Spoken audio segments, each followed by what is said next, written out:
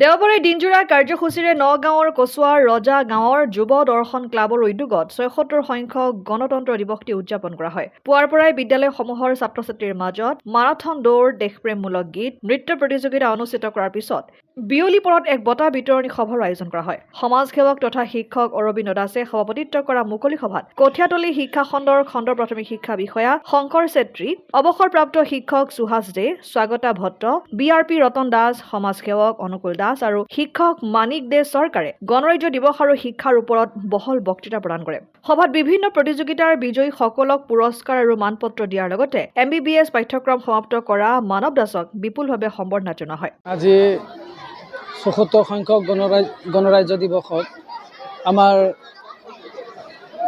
যুৱ দৰ্শন ক্লাবে নিমন্ত্ৰণ কৰি মাতি অনাৰ বাবে মই তেওঁলোকক অশেষ ধন্যবাদ জ্ঞাপন কৰিছোঁ।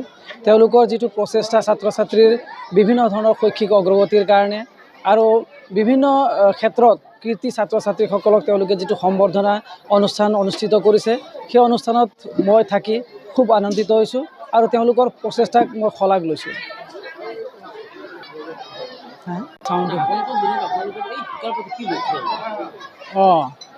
আগন্তুক দিনত এই অনুষ্ঠানটো য'ত আগুৱাই যাওক আৰু বিভিন্ন ধৰণৰ শৈক্ষিকৰ লগে লগে বিভিন্ন ধৰণৰ কাৰ্যসূচী অনুষ্ঠান অনুষ্ঠিত কৰি গৈ থাকক। শৈক্ষিকৰ লগে লগে খেলা ধূলাৰ পৰা আৰম্ভ কৰি সকলো ক্ষেত্ৰতে যাতে আমাৰ ৰজাগাঁওবাসীক আগুৱাই লৈ যাব পাৰে, সেইখিনি আমাৰ কামনা থাকিল। কচুৱাৰ পৰা গুলজাৰ হুছেইনৰ ৰিপৰ্ট, অসম আদিত্য।